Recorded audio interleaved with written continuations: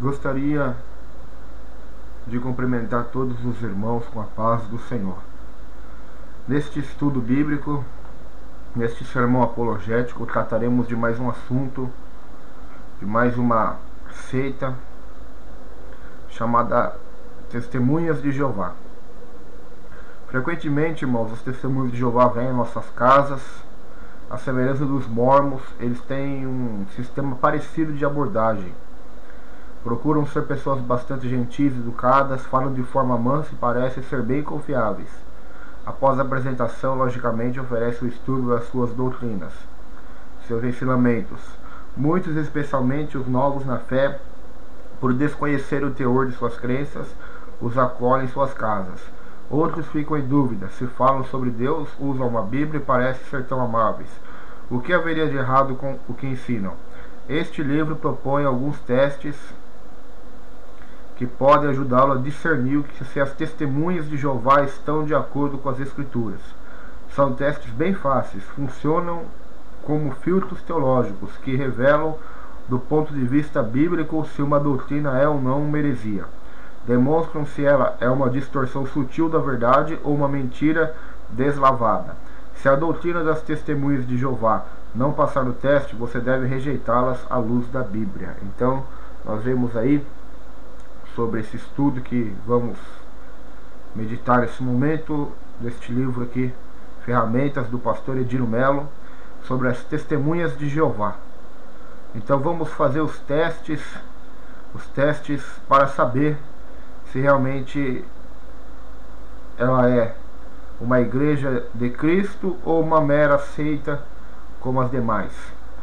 Vamos fazer uma oração antes de começarmos. Senhor, meu Deus e meu Pai, em nome de Jesus te agradecemos por estarmos aqui. Que o Senhor possa nos abençoar, que o Senhor possa abençoar a cada um que vai ouvir esse ensinamento, esse estudo bíblico, e que, se houver testemunhos de Jeová, pessoas que estão pensando em ir lá, ou que saíram deste meio, mas não têm coragem de evangelizá-los, que por esse estudo bíblico o Senhor possa lhes dar ânimo para cumprir a missão do Senhor. Eu peço isso e te agradeço em nome de Jesus Cristo de Nazaré. Amém. O primeiro teste, irmãos, chama-se o teste do fundamento dos apóstolos, dos fundamentos. Em Efésios 2, versículo 20 diz: nós estamos edificados sobre o fundamento dos apóstolos e dos profetas, tendo Jesus Cristo como pedra angular. Em 1 Coríntios 3, verso 11 diz: porque ninguém pode colocar outro alicerce ou outro fundamento além do que já está posto, que é Cristo Jesus. A doutrina verdadeira deve estar firmada na Bíblia, no fundamento. Como surgiram as testemunhas de Jeová? O fundamento das testemunhas de Jeová foi lançado inicialmente por Charles Taze Russell, que nasceu em 1852 em Pittsburgh, Estados Unidos. Ele pertenceu à Igreja Congregacional e, por fim, à Adventista. Por volta de 1872, apareceu com o Evangelho, diferente do Novo Testamento. Em 1881 é formada a Sociedade Torre de Vigia. Em 1884 ela adquiriu personalidade jurídica. Ele registrou sua organização na Pensilvânia. Em 1879 começou a publicar Torre de Vigia de Sião, que hoje é a Sentinela, o maior meio de divulgação de suas crenças. Charles Russell profetizou o fim para 1914. Veja o que ele disse: a batalha do grande dia do Deus Todo-Poderoso, Apocalipse 16:14, a qual terminará em 1914, com a completa destruição do presente governo da Terra, já começou. O ano 2000 já se foi há muito tempo, e até agora nada se cumpriu. Trata-se, pois, de uma falsa profecia. Quem profere uma falsa profecia é o que? Um falso profeta, é óbvio. Vejamos se o fundamento de Russell passa no teste. Se disseres no teu coração: como conheceremos a palavra que não procede do Senhor? Quando o tal profeta falar em nome do Senhor, o que disse não acontecer nem se realizar, essa palavra não procede do Senhor.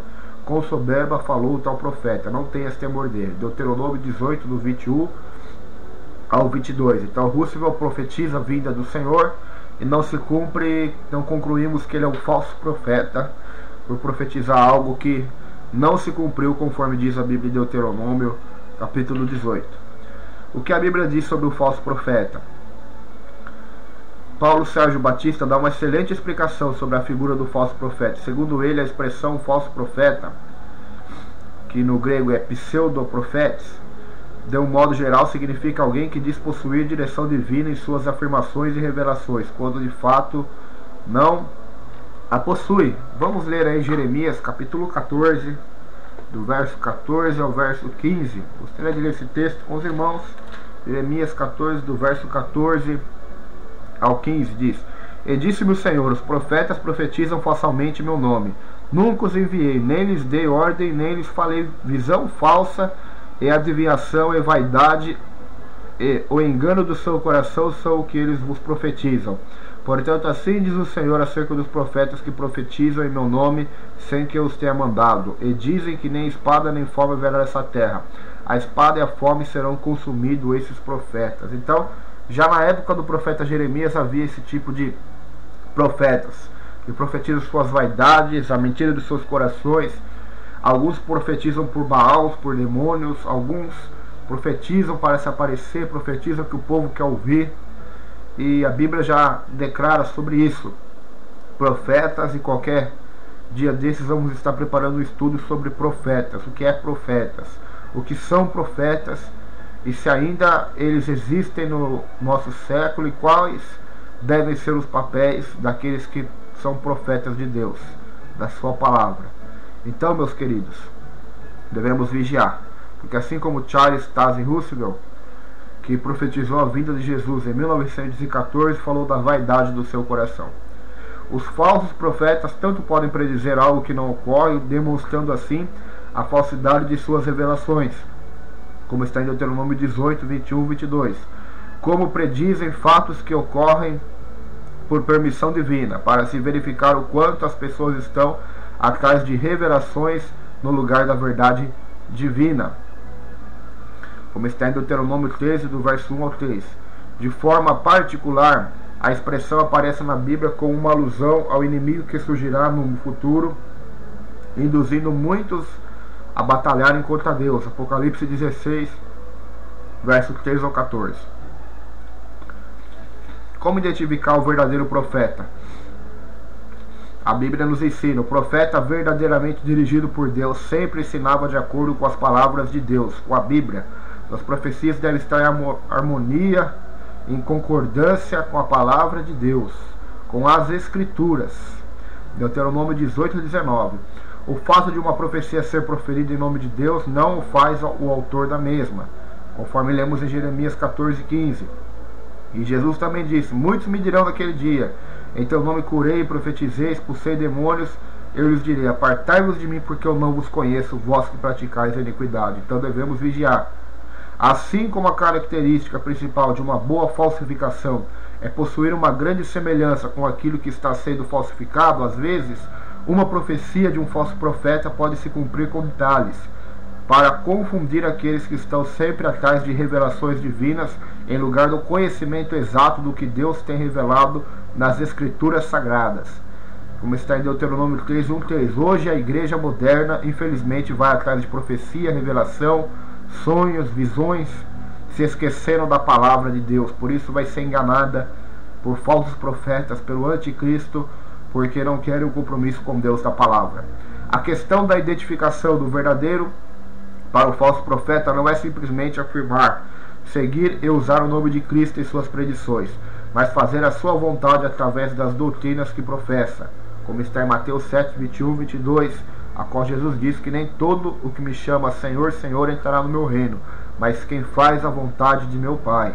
Muitos vão dizer naquele dia, irmãos, como eu já disse, que fizeram coisas extraordinárias em nome de Cristo, mas não herdarão a vida eterna porque não praticam a palavra de Deus. Então vamos continuar nesse estudo. O sucessor de Roosevelt foi Joseph F. Rutherford. Também fez falsas profecias. Com a morte de Roosevelt, Joseph Rutherford assumiu a organização em 6 de janeiro de 1917.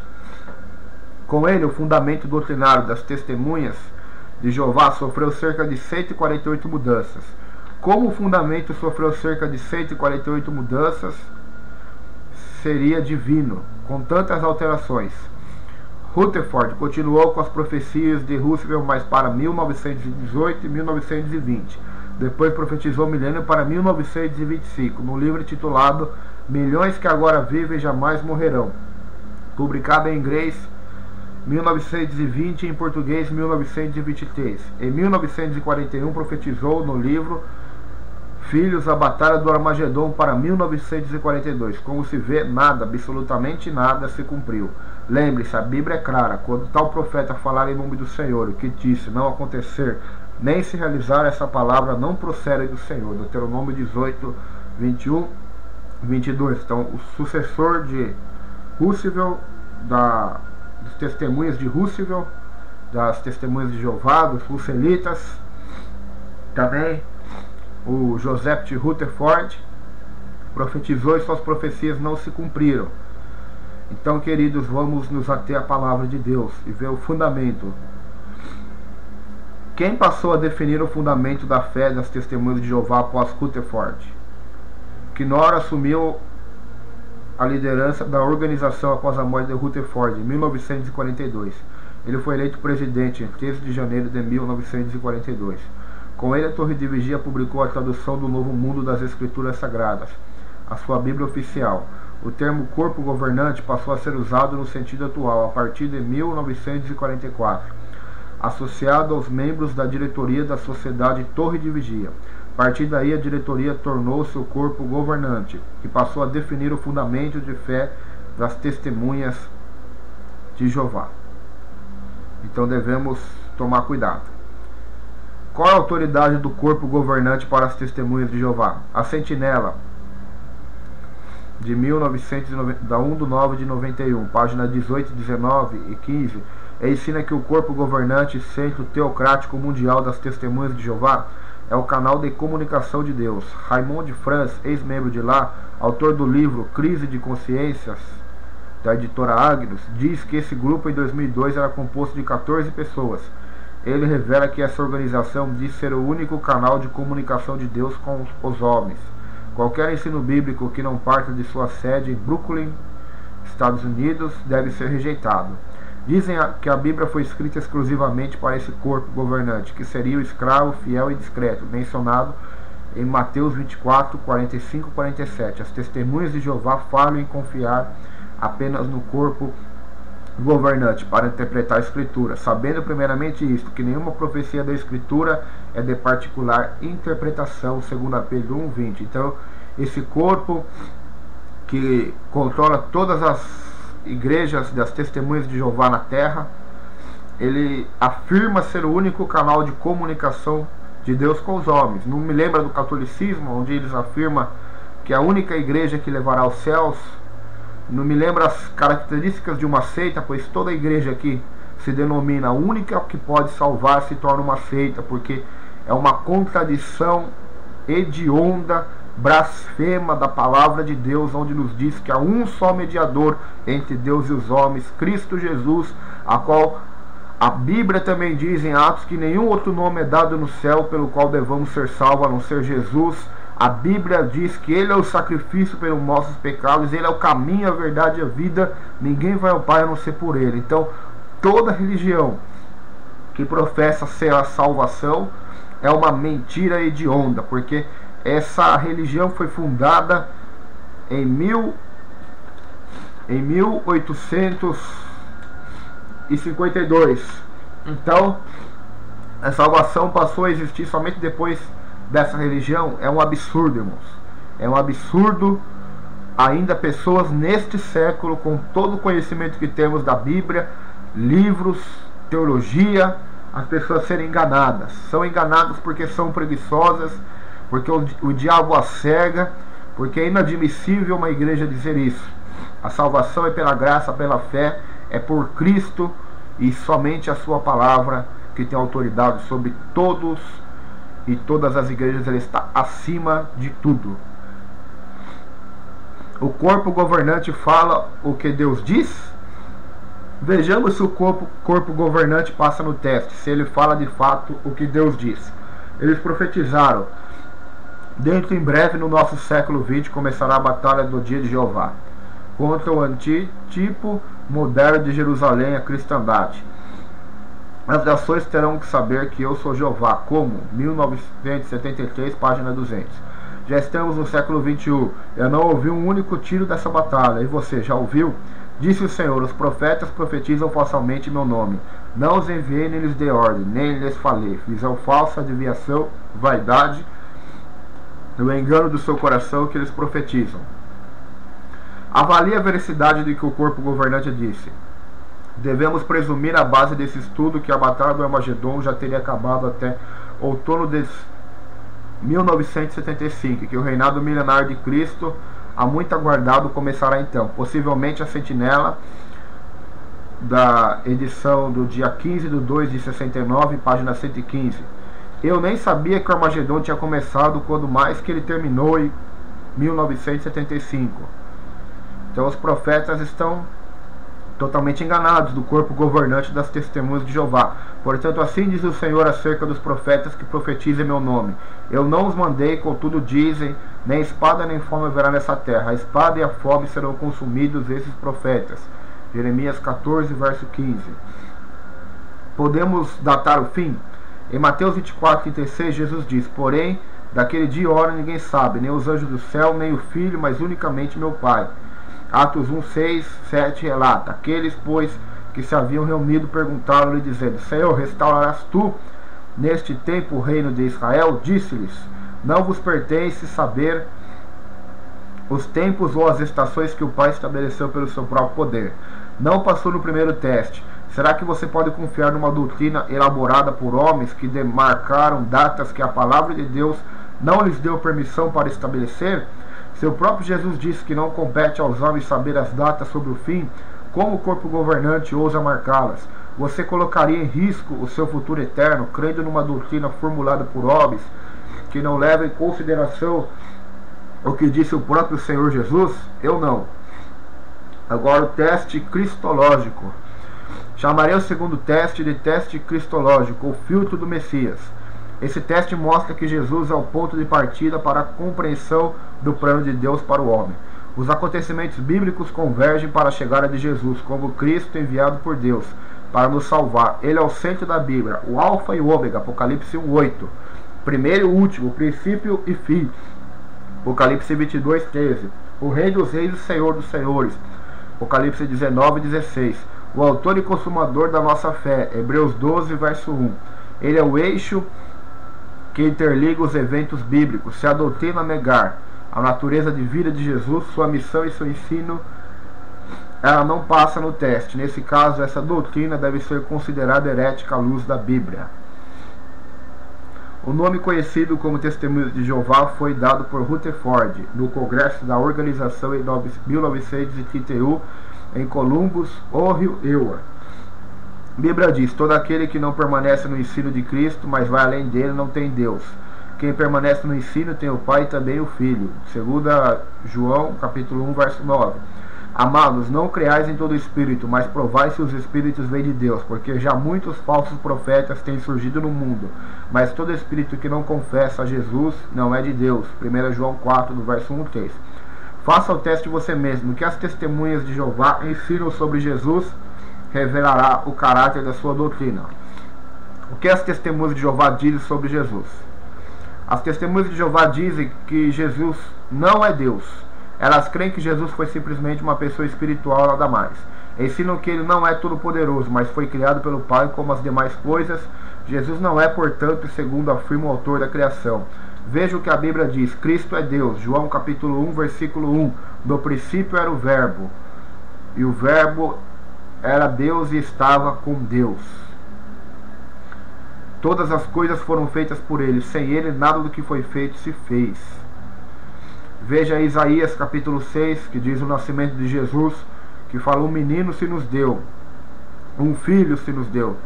O seu nome será maravilhoso, Deus forte, Conselheiro, Pai da eternidade, Príncipe da paz. Então, eis aí as características de Cristo. 1 João 5, o último versículo do capítulo diz que Jesus Cristo é o verdadeiro Deus e a vida eterna. Romanos capítulo 9, versículo 5, também nos diz sobre a divindade de Jesus. Hebreus capítulo 1, verso 3.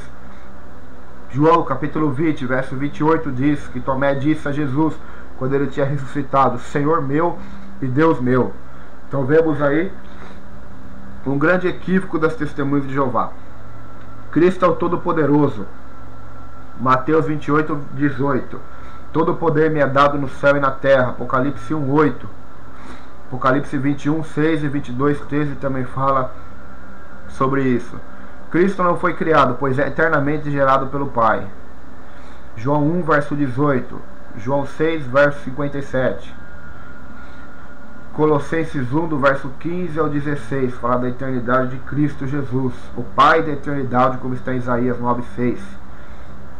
Cristo é o autor da criação. João capítulo 1, verso 3. Colossenses 1, do verso 15 ao 16. Hebreus 1, do verso 2, verso 10. Apocalipse 3, verso 14. São bases bíblicas aí que você dá pausa e lê na sua casa, onde nos fala da divindade de Cristo, que em breve vamos estar fazendo um estudo só sobre isso.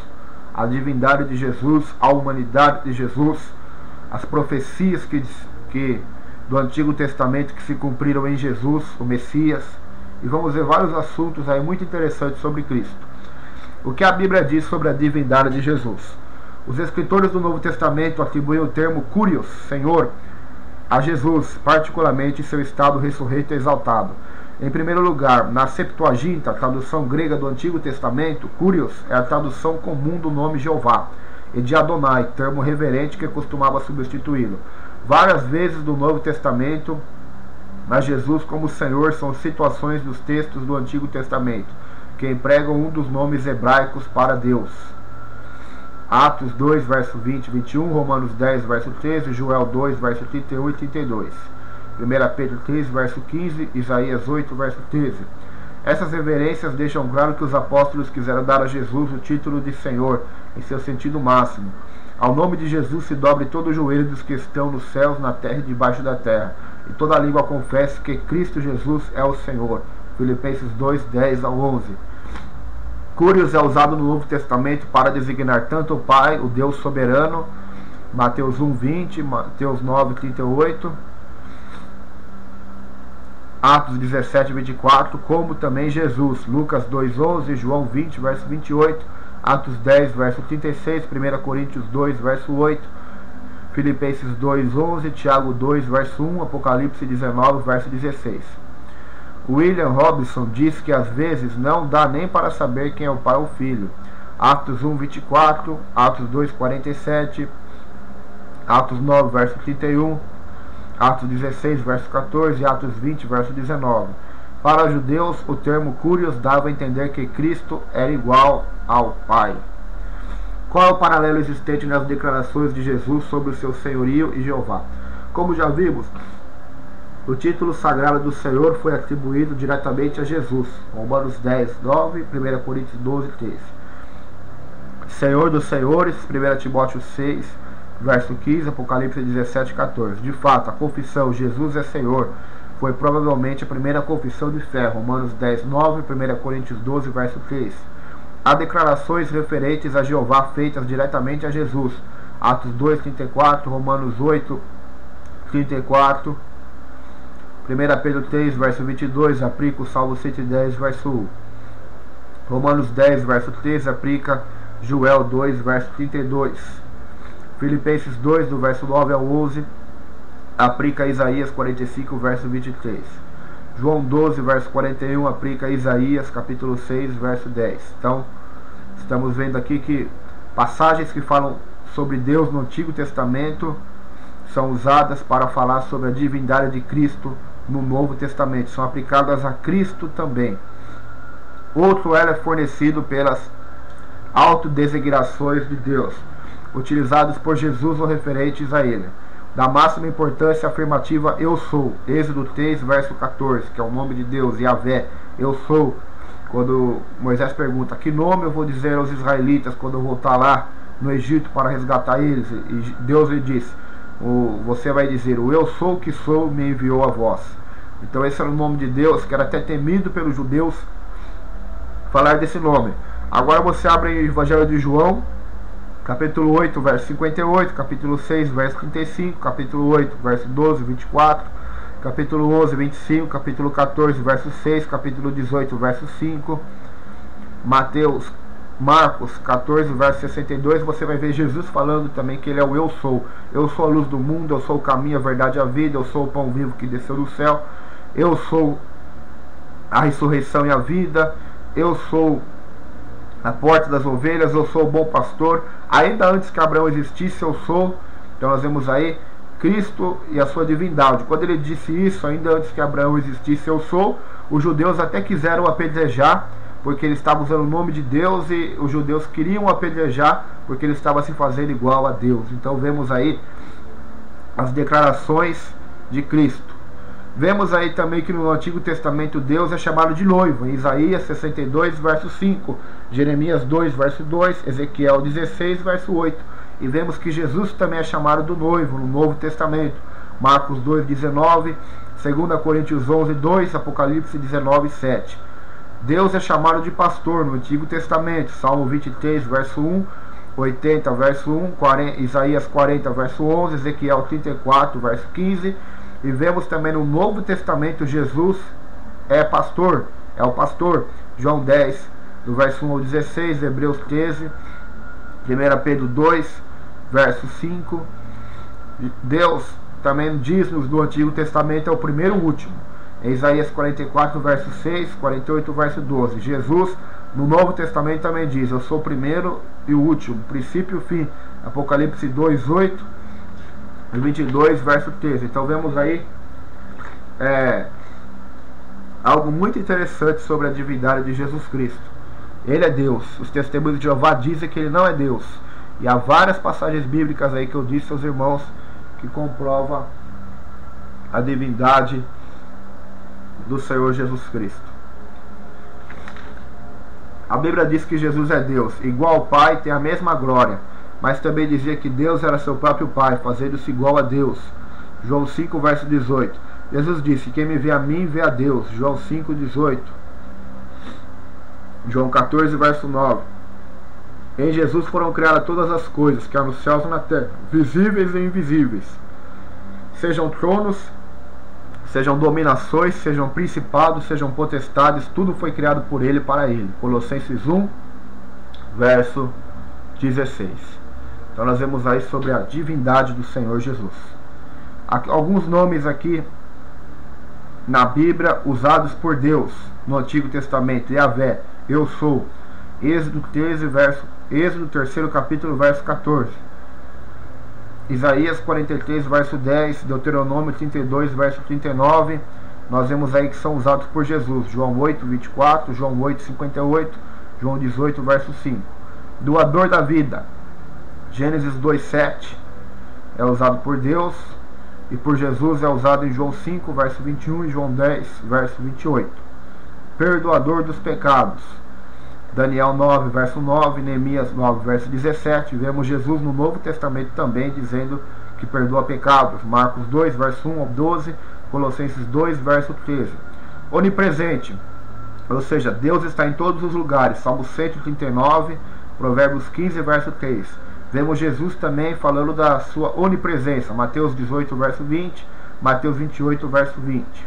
Onisciente, Deus conhece todas as coisas. 1 Reis 8, 39, Jeremias 17, verso 9 e 10. Vemos a onisciência de Jesus. Marcos 11, 27, Lucas 5, do versículo 4 ao 6, João 21, verso 27, Atos 1, verso 24. Onipotente, Deus é todo poderoso. Isaías 40, do verso 10 ao 31, Isaías 45, do verso 5 ao 13. Mateus 28, verso 18, Marcos 1, verso 29 a 34, João 10, verso 18, nos fala da onipotência de Jesus também, o Deus Todo-Poderoso. Pré-existente, ou seja, que Deus existe antes da criação de tudo. Ele é antes de tudo, antes da existência. Gênesis 1, verso 1, no princípio Deus criou os céus e a terra. E vemos em João capítulo 1, do verso 15 e o verso 30, João 17, verso 5, João 16, verso 28, a pré-existência de Cristo também. Onde lá na oração que eu gosto muito de João 17, ele diz: Pai, glorifica-me com a glória que eu tinha antes da fundação do mundo. Então, antes de haver fundação de qualquer criação, de haver qualquer coisa material desse mundo, estrela, luz, terra, céu, água, antes de haver anjos, Cristo já tinha a glória, já era glorificado com o Pai. Deus é eterno, Salmo 102, verso 26 e 27, Abacuque 3, verso 6. Jesus é eterno, Isaías 9, 6, Miqueias 5, 2, João 8, verso 58. Deus é imutável, não muda, Números 23, 19. Jesus também é imutável, Hebreus 13, verso 8. Jesus Cristo é o mesmo ontem, hoje e será para sempre, eternamente. O que comprova a divindade de Jesus? Ele cura, Atos 9, 34. Ele é onipresente, está em todos os lugares, Mateus 18, 20. Onisciente, conhece todas as coisas, Mateus 9, 4. Aqui eu estou dando somente algumas bases, há várias. Onipotente, Mateus 28, verso 18. Pré-existente, João capítulo 17, verso 5, existe antes da existência. Eterno, Isaías 9, 6, Miqueias 5, verso 2. Imutável, Hebreus 13, 8. Digno de adoração, João 9, verso 38, Hebreus 1, verso 6, Filipenses 2, do verso 8 ao 11. E Deus da esperança, 1 Timóteo 1, verso 1. O que a Bíblia diz sobre Jesus ser Deus? Cristo é chamado de Deus, Mateus 1, do 22 ao 23. O Deus Emanuel, Deus conosco. Cristo é chamado Filho de Deus, Marcos 1, verso 1. Cristo é equiparado ao Pai, João 3, verso 35, 5, verso 23, João 10, verso 30. Há registro de adoração prestada a Jesus? Que judeu adoraria um homem? Quem adorou Jesus? Um leproso que foi curado, Mateus 8, 2. Um dirigente da sinagoga cuja filha foi curada, Mateus 9, 18. Os discípulos depois de uma tempestade, Mateus 24, verso 33. Uma mulher cananeia, Mateus 15, verso 25. A mãe de Tiago e de João, Mateus 20, verso 20. Um endemoniado gadareno, Marcos 5, verso 6. Um homem cego que foi curado, João 9, 38.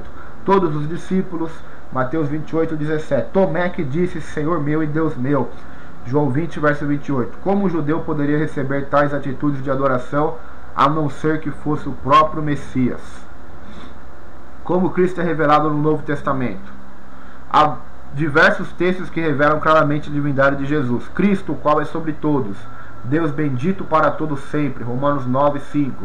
Mas acerca do Filho, o teu trono, ó Deus, é para todos sempre, Hebreus 1, verso 8. Ninguém jamais viu a Deus, o Deus unigênito, que está no seio do Pai, é quem o revelou, João 1, verso 18. A manifestação da glória de nosso grande Deus e Salvador, Cristo Jesus, Tito 2, verso 13. Respondeu-lhe: Senhor meu e Deus meu, João 20, verso 28. A justiça de nosso Deus e Salvador Jesus, 1 Pedro 1, verso 1. A igreja de Deus, a qual ele comprou com seu próprio sangue, Atos 20, verso 28. O que as testemunhas de Jeová dizem da ressurreição de Jesus? As testemunhas de Jeová negam a ressurreição do corporal de Jesus. Dizem que ele não ressuscitou corporalmente e que Deus o materializou para convencer a Tomé, provando ser o próprio Jesus que estava ali diante dele. Afirmam que Jeová criou outra pessoa com as características de Cristo. As cicatrizes da crucificação comprovam que se trata do mesmo Jesus. Lucas 24, 39, João 20, 27. Era o mesmo corpo que deixou para trás o túmulo vazio, Mateus 28, verso 6. O corpo físico de Jesus não se corrompeu na sepultura, Atos 2, verso 31. Jesus disse que manteria o mesmo corpo, mas glorificado por causa da ressurreição, João 2, verso 19 e 22. Apesar disso, seria um corpo de carne e ossos, Lucas 24, 39, que podia ser tocado, Mateus 28, 9, João 20, 27. E era capaz de comer alimentos físicos, Lucas 24, 41, 42. Então eles negam a divindade de Jesus, a ressurreição corporal de Jesus. Essa é interessante, irmãos. O que Jesus tem a ver com o arcanjo Miguel para as testemunhas de Jeová?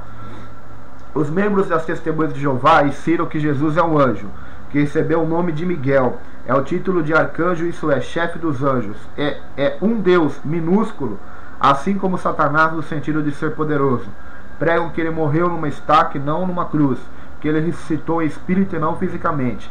Defendem que Jesus voltou em 1914 visivelmente. Somente eles os teriam visto com os olhos do entendimento.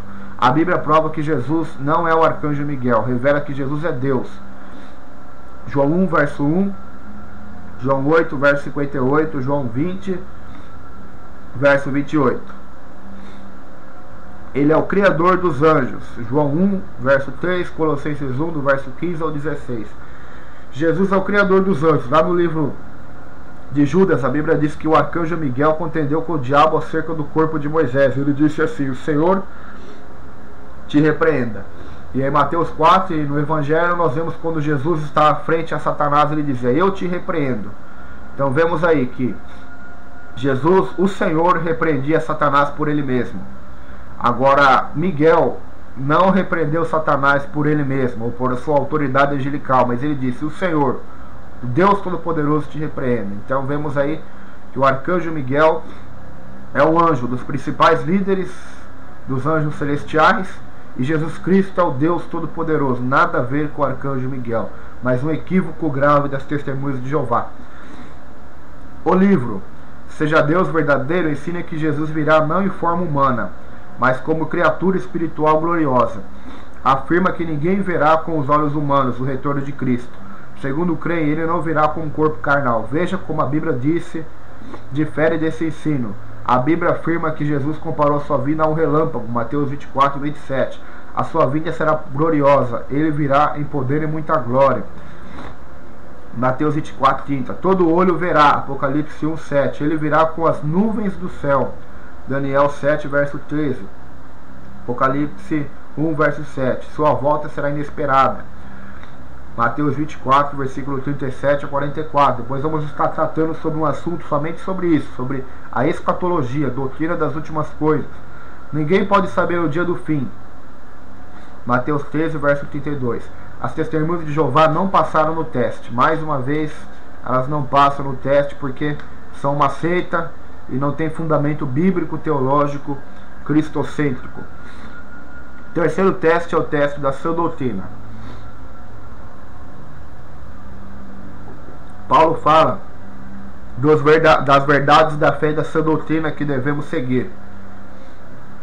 1 Timóteo 1, verso 10. Em Efésios 4, 14, ele diz que devemos ter cuidado para não sermos meninos inconstantes, levados ao redor por todo o vento de doutrina, pelo engano dos homens que com astúcia induzem ao erro. Gostaria de destacar nesse teste a doutrina sobre Deus. Qualquer movimento religioso, por melhor que aparente, deve ter o conceito biblicamente correto sobre Deus. Do contrário, as demais crenças estão comprometidas. As testemunhas de Jeová creem na Trindade, ensinam que Jesus, o Pai e o Espírito Santo têm o mesmo nível de igualdade e autoridade. Como eles veem o Espírito Santo, a sua pessoa e sua obra? Eles ensinam que ele é Deus ou não? A resposta a todas essas questões esclarecerão se as doutrinas das testemunhas de Jeová é ou não a sã doutrina. Qual o valor da sã doutrina para os servos de Deus? Paulo declara em 1 Timóteo 6, do verso 3, 4 e 11, que se alguém ensina outra doutrina e não se conforma com as rãs palavras de nosso Senhor Jesus Cristo, nada sabe, mas delira acerca de questões e contêndios de palavras. Foge dessas coisas, ele alerta, pois virá o tempo em que não suportarão essa doutrina. Ao contrário, sentindo coceira nos ouvidos, ajuntarão mestres para si mesmos, segundo os seus próprios desejos. O que as testemunhas de Jeová dizem sobre a onipresença de Deus? Frederic Franz foi o quarto presidente das testemunhas de Jeová, falecido em 22 de dezembro de 1992. Substituiu Knorr em sua morte em julho de 1977. Liderou o movimento na era do corpo governante, mas era ele quem mandava. Segundo Raymond Franz, seu sobrinho, o corpo governante apenas para deixar o povo pensar que a sua organização não tem líder humano. Frederic Franz foi o principal responsável pela falsa profecia de 1975. A sede nacional das testemunhas de Jeová no Brasil foi em São Paulo durante os períodos de Rutherford e Knorr, até 1980. Já no período de Frederic Franz, um novo complexo gráfico e administrativo foi inaugurado em Cesário Lange, interior de São Paulo, lugar que tornou-se a sede nacional da organização. Negam que Deus seja onipresente. Para eles, Jeová não pode estar em vários lugares ao mesmo tempo. Dizem que se Deus é uma pessoa, sendo um ser pessoal, possui um corpo de forma específica, o qual precisa de um lugar específico para morar. Absurdo, a Bíblia diz que Deus é onipresente. Salmo 139. Mateus 28, verso 20. Devemos acreditar nas Escrituras Sagradas ou no que as testemunhas de Jeová dizem? Paulo nos diz em Tito 1,9: apegue-se firmemente à mensagem fiel, da maneira como foi ensinada, para que seja capaz de encorajar outros pela sã doutrina e de refutar os que se opõem a ela. O que as testemunhas de Jeová dizem sobre a Trindade? Frederic Franz faleceu em 22 de dezembro de 92. Hamilton Herschel foi eleito presidente 30 de dezembro do mesmo ano, aos 72 anos de idade. Nascido em Pomona, New Jersey, com mais de 50 anos de experiência nos trabalhos na sede mundial das Testemunhas de Jeová no Brooklyn, Nova York, a organização passou por uma reforma administrativa nessa virada de milênio. O presidente da instituição agora não é membro do corpo governante, foi eleito para o cargo de presidente da organização Don Adams, tido como membro na classe da grande multidão.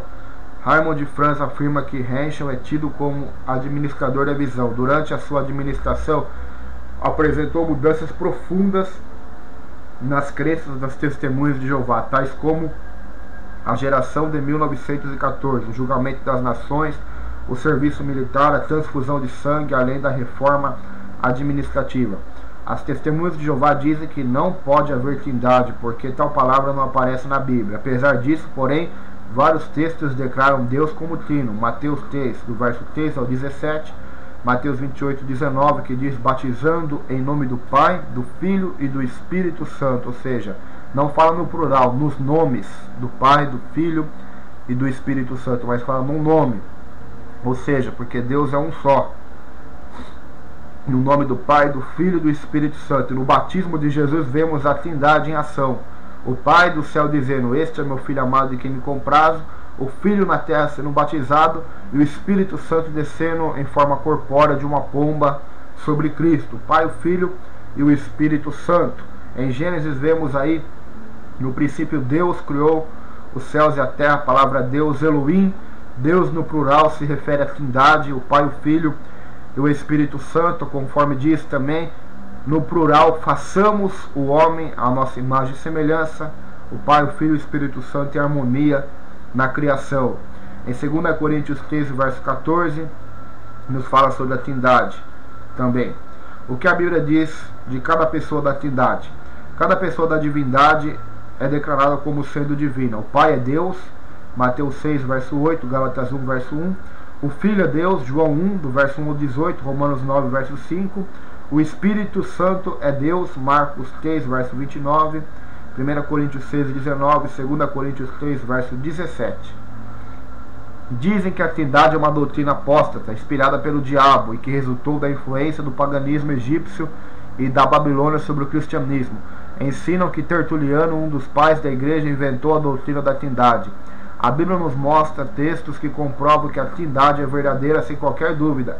A Bíblia está repleta de textos que comprovam que a Trindade é uma verdade que sem sombra de qualquer dúvida. A Trindade se faz presente nas Escrituras, nos seguintes textos: na criação do homem, Gênesis 1, 26. Na criação, a participação do Pai, do Filho e do Espírito Santo. Gênesis 1, verso 1, fala que Deus criou os céus e a terra. João 1, verso 3, fala que Cristo estava presente com o Pai na criação. Jó, no 33º capítulo, verso 4, que diz: o Espírito de Deus me fez, o sopro do Todo-Poderoso me deu vida. Fala sobre a participação do Espírito Santo na criação também. Na capacidade do conhecimento do homem a respeito do bem e mal. Gênesis 3, verso 22. Na confusão das línguas em Babel. Gênesis 11, verso 7, quando diz no plural, desçamos para confundir a língua dos homens. No batismo de Jesus, Mateus 3, como eu já disse. Na eleição dos santos, 1 Pedro 1, 2. Na exortação de Judas, capítulo 1, do verso 20 ao 21. E as igrejas, Apocalipse 1, do verso 4 ao 5. A Bíblia revela que o ensino das testemunhas de Jeová não passa no teste da sua doutrina, na descrição de atributos às três pessoas da divindade: onipresença, onipotência, onisciência, eternidade, santidade, tanto quanto o Pai, o Filho e o Espírito Santo têm todas essas características que são lhes peculiares. Um meio de compreender as distinções entre o Pai, Filho e Espírito é referir-se às diferentes funções de cada um. A forma mais popular atribui a criação ao Pai, a redenção ao Filho e a santificação ao Espírito. Paulo dá uma forma modificada em Efésios 1, onde a eleição é atribuída ao Pai, a redenção ao Filho e o selo ao Espírito Santo. Efésios capítulo 1, do verso 3 ao 14. Romanos 11:36 fala sobre a atividade de Deus no universo. Dele, Pai, por meio dele, Filho, e para ele, Espírito. Essas distinções, entretanto, não devem ocultar a verdade fundamental da unidade divina, por meio da qual os três são envolvidos na atividade de qualquer um deles. Como, por exemplo, embora a criação possa ser particularmente atribuída ao Pai, ela pode ser igualmente associada com o Filho e com o Espírito. Está em João capítulo 1, verso 13, Isaías 40, verso 13. Paulo diz: Ora, o Senhor, Espírito Santo, encaminha os vossos corações ao amor de Deus e à constância de Cristo. A Bíblia diz sobre o Pai, o Filho e o Espírito Santo em relação à eternidade. A Bíblia diz sobre o Pai: de eternidade a eternidade tu és Deus. Salmo 90, verso 2. Do Filho: ele é o alfa e o ômega, o princípio e o fim, o primeiro e o último. Que ele estava no princípio com Deus e que suas origens são desde os tempos antigos, desde os dias da eternidade. Apocalipse 1:8, Miqueias 5:2 e João 1, verso 2. Do Espírito se diz: Cristo, que pelo Espírito eterno a si mesmo se ofereceu sem mácula a Deus. Hebreus 9:14. A eternidade do Espírito Santo. João trata a passagem de Isaías como uma visão de Jesus, que é o Messias esperado pelos judeus. João 12:41. Existem também referências ao anjo do Senhor que é identificado com Deus, porém distinto dele. Êxodo 3º capítulo, verso 2 ao 6. O Antigo Testamento também menciona o Espírito de Deus como agente pessoal de Deus. A fala da sabedoria de Deus, particularmente Provérbios 8, como uma entrada personalizada de Deus no mundo, e da palavra de Deus como pronunciamento criativo de Deus. Gênesis 1:26, Salmo 33º, verso 6 ao verso 9. Profecias extraordinárias relacionam Deus como o Messias. Salmo 2, Isaías 9:6. A Bíblia diz da Trindade e onisciência. Cada uma das pessoas triunas é onisciente. O Pai diz: eu, Senhor, esquadrinho o coração. Jeremias 17, verso 10. O Filho: todas as igrejas conhecerão que eu sou aquele que sonda mente e corações. Apocalipse 2, verso 3. E o Espírito: as coisas de Deus ninguém as conhece senão o Espírito de Deus. 1 Coríntios 2, verso 1.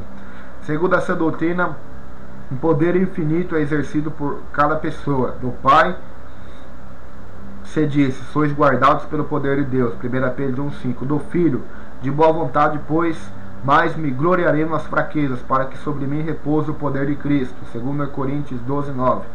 E do Espírito: sinais e prodígios eram operados pelo poder do Espírito Santo. Romanos 15, verso de número 19. Então vemos aí a Trindade, o Pai, o Filho e o Espírito Santo, que as testemunhas de Jeová elas negam. Como é a relação das três pessoas da Trindade conforme a Bíblia? O Pai dá testemunho do Filho como um ser existente independentemente. Mateus 3º capítulo, verso 17. O Pai dá testemunho de si mesmo. Êxodo 20, verso 2. O Pai dá testemunho do Espírito. Zacarias 4, versículo 6. O Filho dá testemunho do Pai. João 14, verso 12. O Filho dá testemunho de si mesmo. João 14, verso 16. O Filho dá testemunho do Espírito Santo. João 16, verso 13 ao 14. O Espírito dá testemunho do Pai. Hebreus 13, do verso 7 ao 11. O Espírito Santo dá testemunho do Filho. João 14, verso 15. O Espírito Santo não dá testemunho de si mesmo. João 16, verso 13, porque ele veio para testificar de Cristo. A Bíblia diz sobre a Trindade, a santidade e a onipresença. Da mesma forma, a onipresença pertence a cada uma das pessoas da Trindade. Deus disse: porventura não encho eu os céus e a terra?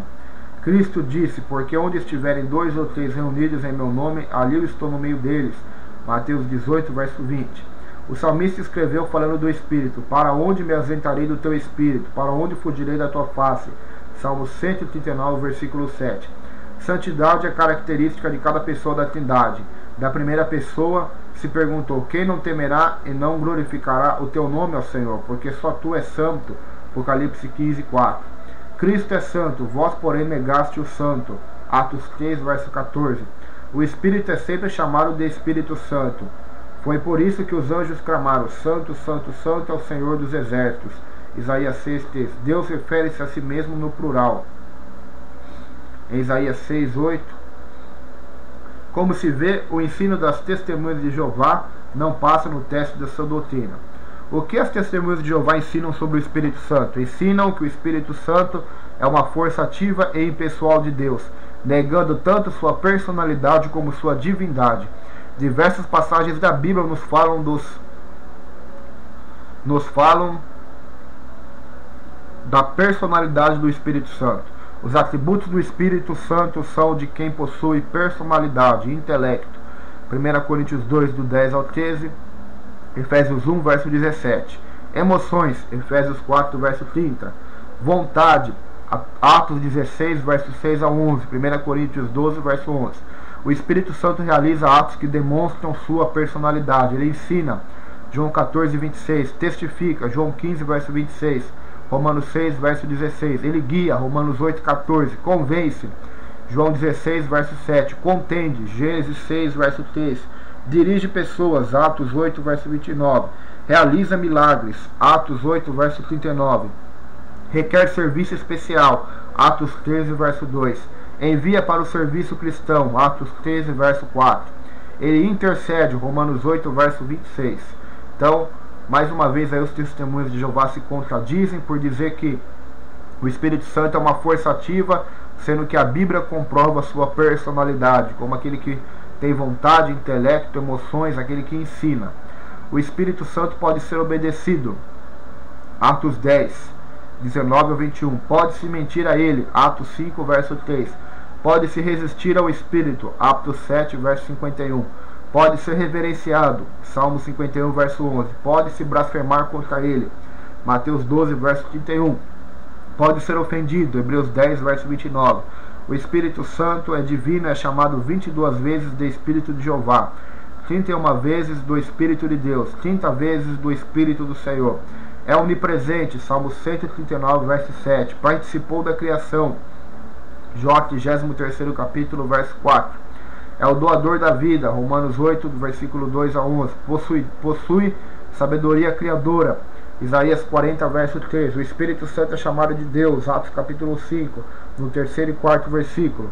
O Espírito Santo gerou a Jesus, Lucas 1, verso 35. E somente Deus pode gerar vida. Então nós vemos aí sobre a divindade do Espírito Santo, e que também vamos montar um estudo sobre isso. Só sobre a Trindade, só sobre Cristo, só sobre o Pai, só sobre o Espírito Santo. Aí nós vamos ser mais profundo nas bases bíblicas e vamos ler mais passagens. As Escrituras dão testemunho inequívoco da divindade do Espírito Santo. Ele compartilha da mesma natureza divina que o Pai e o Filho. Mateus 28, verso 18. 2 Coríntios 13, verso 14.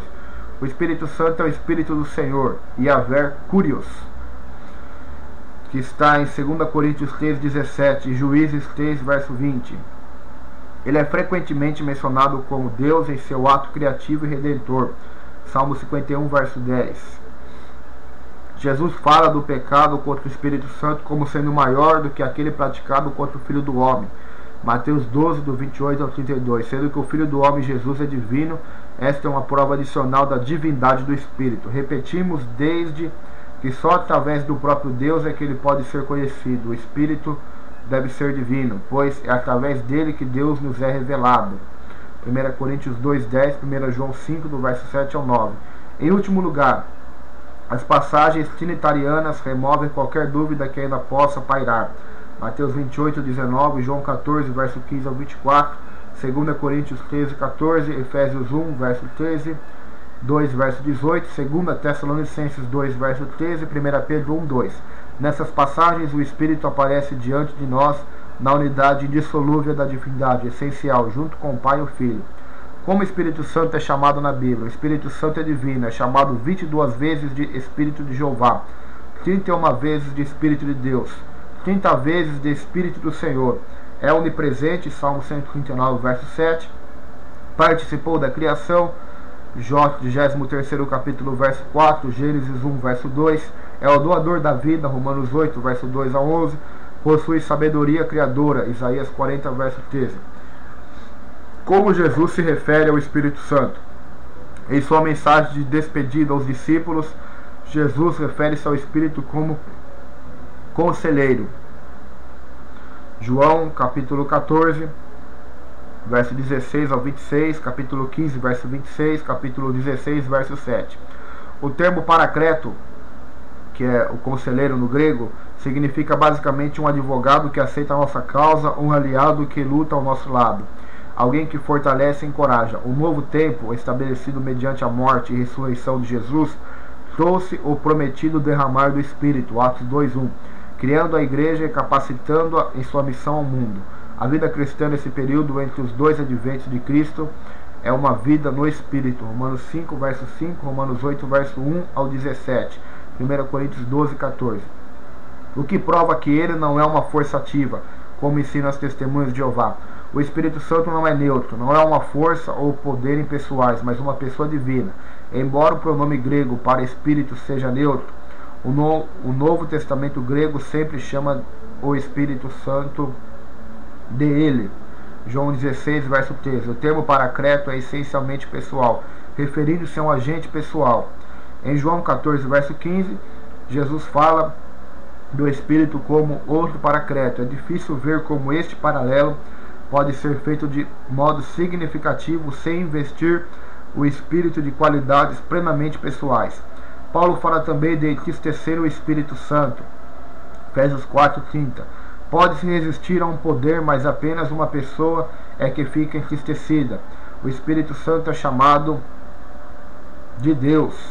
Atos 5, verso 3 ao 4. O Espírito Santo gerou a Jesus, Lucas 1:35, que somente Deus pode gerar vida. Então nós vemos aí a Bíblia diz que o Espírito Santo se entristece, que ele tem ciúme de nós, ele tem vontade e emoções. Então é impossível alguém dizer, alguma religião dizer que o Espírito Santo é uma força ativa, é um vento, é um ser impessoal, não é uma pessoa. O que a Bíblia fala sobre o ministério do Espírito? O Espírito Santo veio à semelhança de Jesus. Ele veio da parte do Pai da mesma forma que Jesus veio da parte dele. O Pai deu o Espírito a pedido de Jesus, da mesma forma que fez com ele. João 3,16. O Pai enviou o Espírito Santo, como também enviou Jesus. O Espírito Santo foi enviado em nome de Jesus, como também Jesus veio em nome do Pai. João 5,43. Se o Espírito Santo é o Espírito da verdade, Jesus é a verdade. João 14,6. Se o Paracleto é o Espírito Santo, Jesus é o Santo de Deus. João 6,69. O Espírito Santo veio para estar sempre com os discípulos. João 14, verso 16. Força ativa não produz amor. Somente quem ama transmite amor. O amor de Deus é derramado no nosso coração pelo Espírito Santo. Romanos 5:5. O amor do Espírito, Romanos 15:30, pode ser traduzido como amor no Espírito. Veja Colossenses 1:8. De acordo com Gálatas 5:22-23, este amor manifesta-se no relacionamento com as outras pessoas. Ele cria um espírito de filiação, dando ao crente uma convicção interior de que é um filho de Deus. Romanos 8:15-16. E capacitando a ter um acesso direto ao Pai. Efésios 3, do verso 16 ao 17. Ele os capacita a tomarem posse de uma parte da vastidão do amor de Deus. Ele os ajuda a orar. Romanos 8:26, Efésios 6:18. Ele produz o fruto do Espírito, sendo que o principal é o amor. Isso prova que o ensino das testemunhas de Jeová não confere com a sua doutrina. As testemunhas de Jeová e o teste do Evangelho. Há diversos testes que podem nos ajudar a avaliar se determinado movimento ou organização religiosa, como as testemunhas de Jeová, deve ser seguido ou não, do ponto de vista bíblico. O nome do primeiro teste que tratamos aqui é o do fundamento apostólico. Esse teste alerta sobre o perigo do fundamento alheio. O segundo teste é o chamado cristológico, alerta para aqueles que negam a Cristo, sua divindade e sua obra salvífica. A Bíblia fala dos falsos mestres e falsos cristos. O terceiro teste apresentado foi o teste da sã doutrina, uma denúncia à existência de doutrinas heréticas que distorcem o ensino sobre Deus, a Trindade e o Espírito Santo. Quero propor agora o teste do Evangelho, por causa do que Paulo chama de outro Evangelho. No último capítulo falaremos do teste da palavra, devido aos falsificadores da palavra. Os testes revelam as distorções da fé cristã. O teste do fundamento apostólico revela o fundamento alheio. O teste cristológico revela o falso ensino. O teste da sã doutrina revela a falsa doutrina. O teste do evangelho revela o outro evangelho. O teste da palavra revela a falsificação da palavra, que vamos ver daqui a pouco. Paulo alerta que alguns que nos inquietam e querem transtornar o evangelho de Cristo, mas ainda que nós mesmos ou um anjo do céu pregue outro evangelho, além do que já está posto, seja anátema. Ele diz também que não se envergonha do evangelho, porque o evangelho é o poder de Deus para a salvação. Esses textos estão em Gálatas 1, do verso 7 ao 9, Romanos 1, do verso 16 ao 17. A Bíblia, a palavra de Deus, irmãos, diz em Colossenses 2,4: digo isto para que ninguém vos engane com palavras persuasivas, tendo cuidado para que ninguém vos faça presa sua por meio de vãs sutilezas, segundo a tradição dos homens e não segundo Cristo. Colossenses 2,8. Não vos demovais facilmente do vosso modo de pensar, segundo Tessalonicenses 2,2.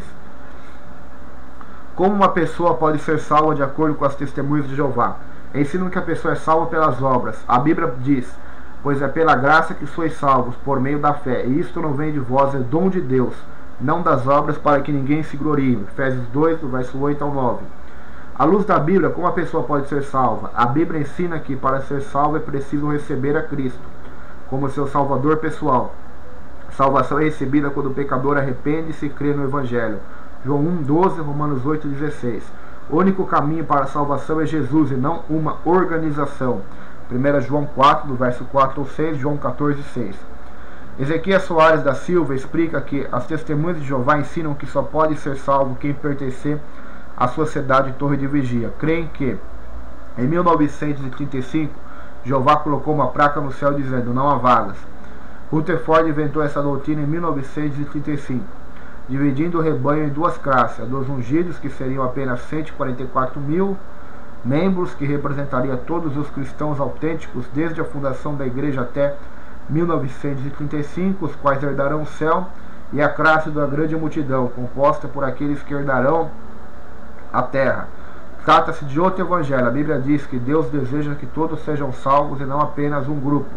1 Timóteo 2,4. Além disso, Jesus disse: todos atrairei a mim. João 12, verso 32. O salmista afirma que os malfeitores serão desarraigados. As Escrituras dizem que eles perecerão. Será que ser exterminado para sempre significa que os malfeitores serão aniquilados, como defendem as testemunhas de Jeová e outros grupos que se constituem verdadeiras aberrações? Ron Rhodes diz que ser exterminado não significa ser aniquilado. Se significasse, então o próprio Messias teria sido aniquilado quando morreu, uma vez que o mesmo termo hebraico Karat é empregado referindo-se à morte do Messias. Romanos 9, 26. De acordo com o Evangelho Bíblico, os ímpios irão para o inferno, um lugar de trevas. Mateus 22, verso 13. De sofrimento eterno. Mateus 5, verso 22, 29 e 30. No inferno não haverá descanso. Apocalipse 14, 10. As Escrituras revelam a existência de castigo e tormento consciente e eterno para aqueles que não creem em Deus. Mateus 8, 11, Lucas 13, do 24 ao 28, do 16, do 19 ao 31, 2 Pedro 2, 17. A Bíblia diz que haverá diferentes graus de recompensa e de castigo, segundo as obras.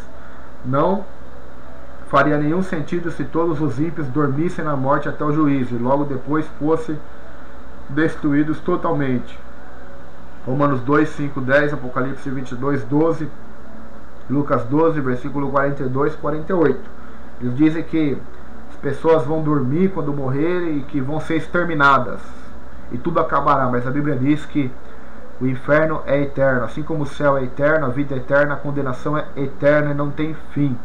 E quando o homem morre, vem o juízo, como está em Hebreus. Como as testemunhas de Jeová veem o inferno? Ezequias Soares explica que o corpo governante nega a existência do inferno ardente, porque seu fundador, Russell, antes mesmo de fundar a sua organização, ele pessoalmente não concordava com tal crença. A organização declara que Russell passou a crer nessa crença porque foi derrotado num debate com um cético. Russell, antes de fundar sua religião, era crente fervoroso na doutrina da tortura eterna das almas condenadas no inferno de fogo e enxofre, mas ao tratar de converter o cristianismo,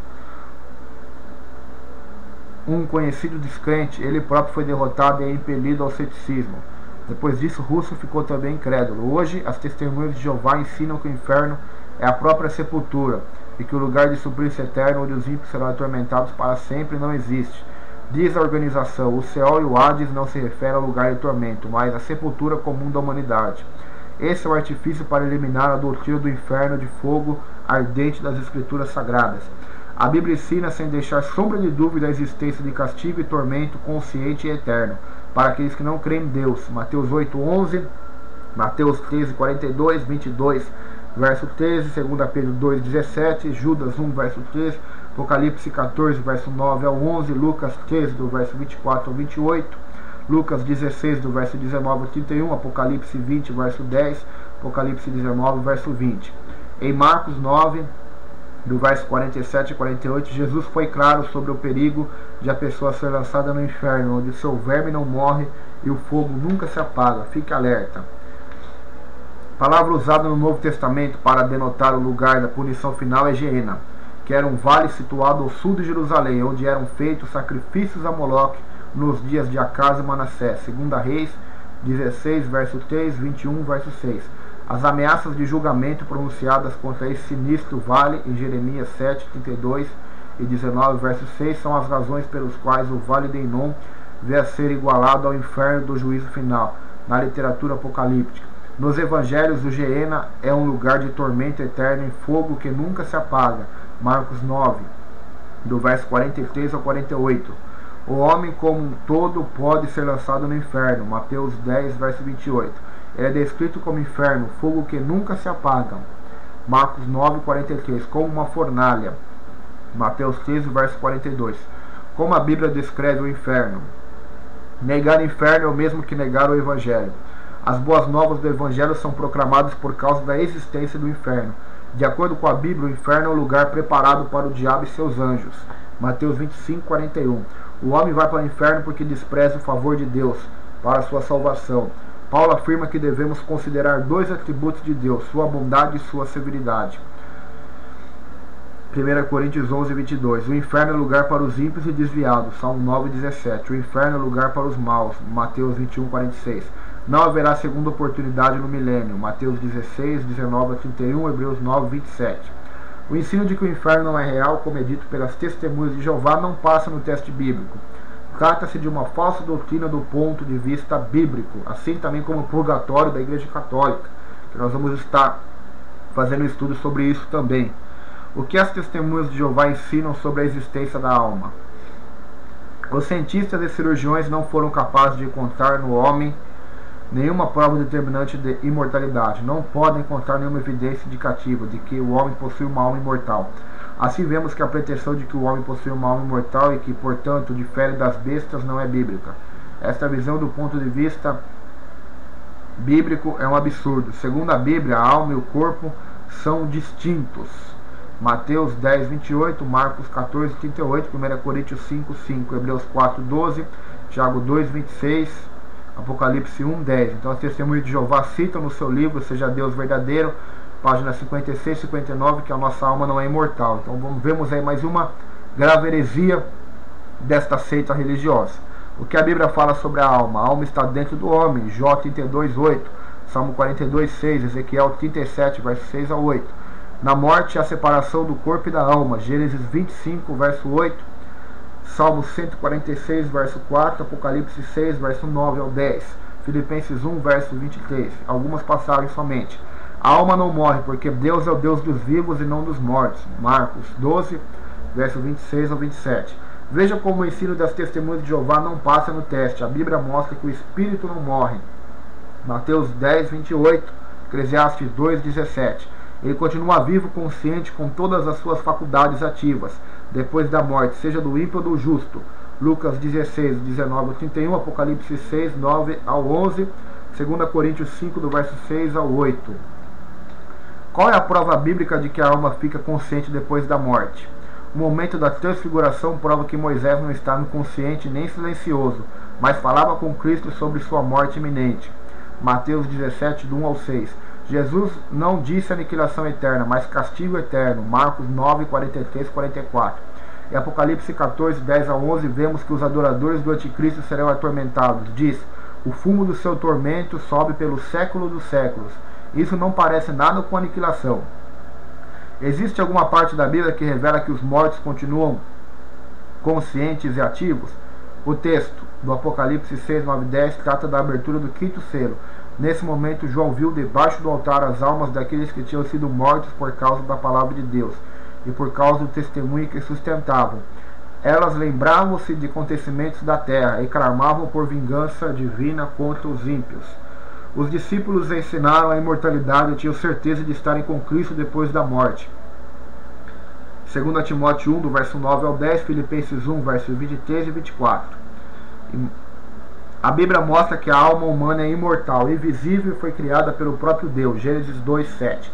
Enfatiza que ela continua depois da morte. Ela se separa do corpo. Hebreus 12, 22, Apocalipse 7, 9, 14, Eclesiastes 12, 7. Deus não é Deus dos mortos, mas dos vivos. Lucas 20, verso 37. Então aqui algumas passagens somente para combater essa falsa doutrina, esse falso ensinamento, essa heresia das testemunhas de Jeová. Os testemunhas de Jeová é o teste da palavra. 1 Timóteo 6,3, Paulo fala das falsas doutrinas. Em 2 Coríntios 2,17, Paulo alerta: nós não somos como muitos falsificadores da palavra de Deus. Antes falamos de Cristo com sinceridade, como de Deus, na presença de Deus. Ele fala sobre a possibilidade de se falsificar a palavra de Deus, de haver acréscimos e reduções ao texto sagrado. A Bíblia é contundente em Apocalipse 21, do 18 ao 19, sobre aquele que tira ou aquele que acrescenta as palavras das profecias de Deus, terão maldições e terão condenações do Senhor.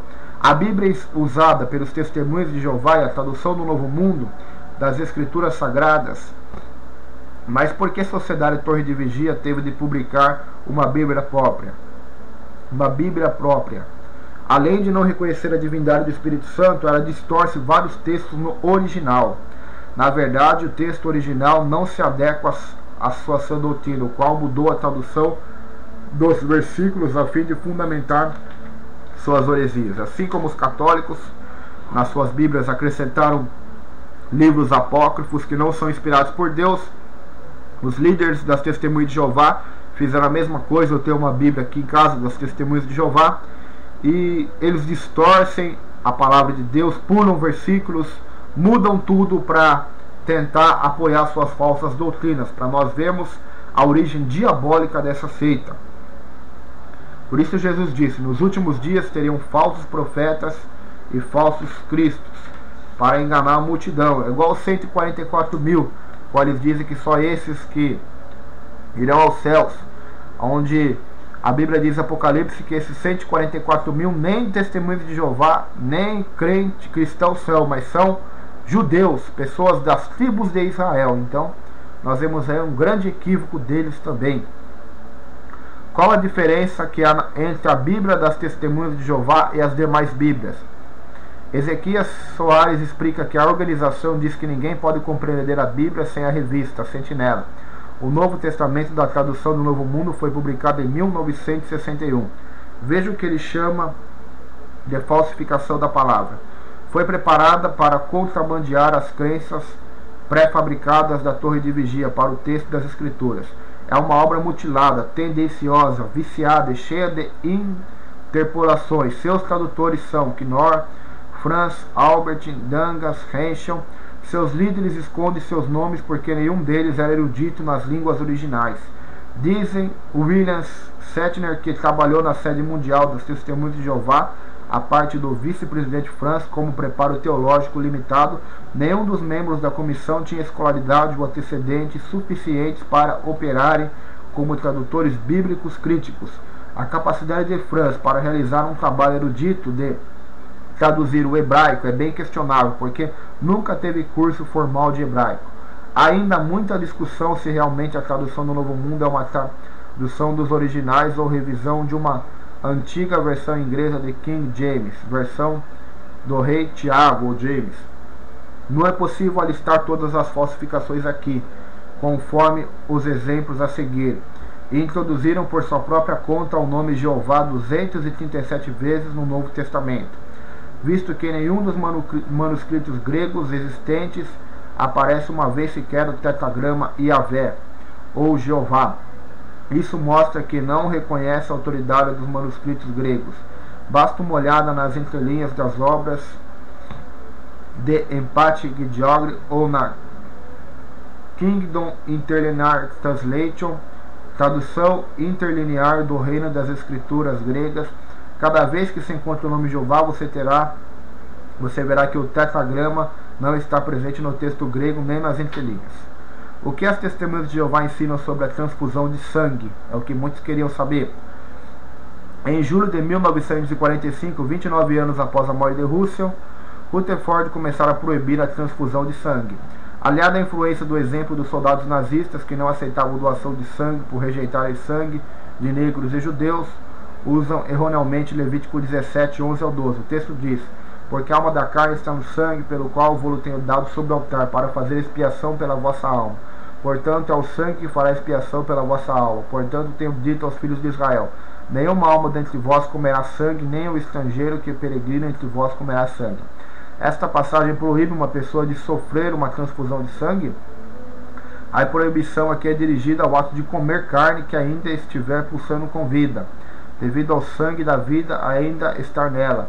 A transfusão de sangue não envolve o ato de comer carne, daí transfusões de sangue não violam o Levítico 17. Ora, se Jesus doou o seu sangue para nos salvar da morte eterna, 1 Coríntios 11, 24 a 25, 1 Pedro 1, 18 e 19, como eu não daria meu próprio sangue para salvar da morte alguém criado à imagem de Deus? Tal proibição é anti-humanitária. Quem senão o diabo deseja a morte gratuita da pessoa, especialmente em caso de omissão consciente, porque assim como Cristo deu a vida por nós, devemos dar a vida pelos irmãos, conforme está na Escritura em 1 João. Então sangue é vida, então doar sangue jamais foi pecado, isso é totalmente herético. O que a Bíblia diz sobre o tempo presente? As testemunhas de Jeová creem que o presente céu e a terra permanecerão para sempre.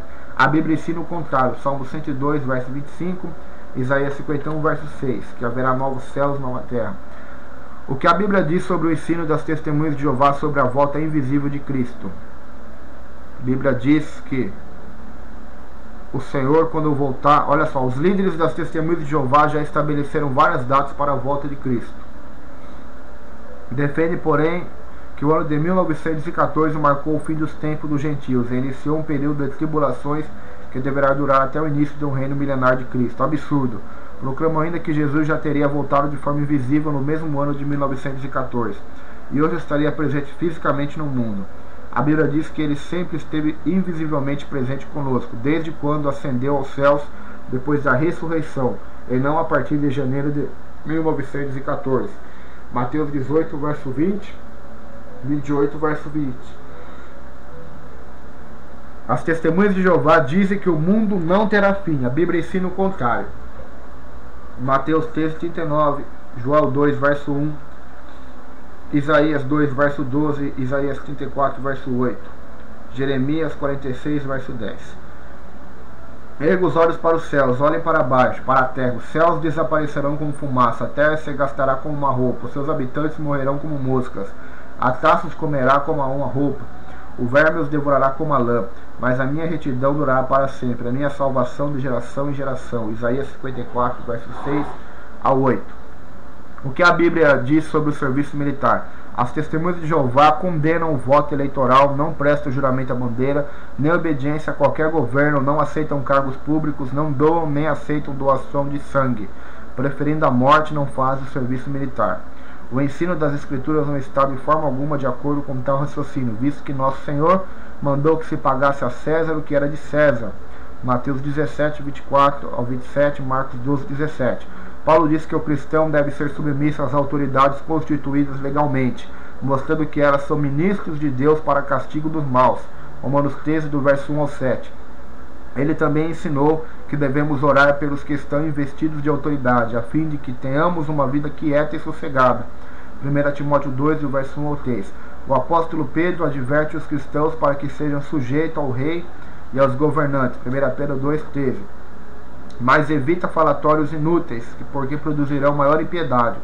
E a palavra desses corrói como câncer. Estes se desviaram da verdade, perverteram a fé que tinham alguns. Todavia, o firme fundamento de Deus permanece, tendo este selo: o Senhor conhece os que são seus, e qualquer que profere o nome do Senhor, aparte-se da iniquidade. 2 Timóteo 2, 16 ao 19. Então devemos aí tomar cuidado, irmãos, porque as heresias são graves, e o que está em xeque aí, se você é testemunho de Jeová ou não, é a sua salvação, é a sua vida eterna. Por isso, entregue-se a Cristo, Filho de Deus, apegue-se a Ele, leia as palavras de Deus, não caia nessas heresias, para que a sua alma não esteja, a sua salvação não esteja comprometida e sua alma seja lançada na condenação eterna. O diabo é o enganador, é o falsificador, e ele coloca no coração de muitos líderes de seitas para enganar multidões. Por isso, vigia para não ser enganado. Gostaria aqui de encerrar com uma oração. Senhor, meu Deus e meu Pai, te agradecemos por esse estudo, Senhor. Sei que eu não fui muito profundo, porque se fôssemos a fundo, poderíamos ficar aqui 4, 5, 6 horas estudando sobre isso. Mas eu creio que o necessário o Senhor falou, e que cada um se esforce agora para conhecer a Tua palavra, e que o Teu Espírito os abençoe e mostre a Tua salvação e a Tua verdade, meu Deus. Em nome de Jesus Cristo, eu repreendo todo espírito do engano, e que a Tua palavra possa produzir o efeito para a glória do Seu santo nome. Eu lhe peço isso e te agradeço em nome de Jesus. Amém.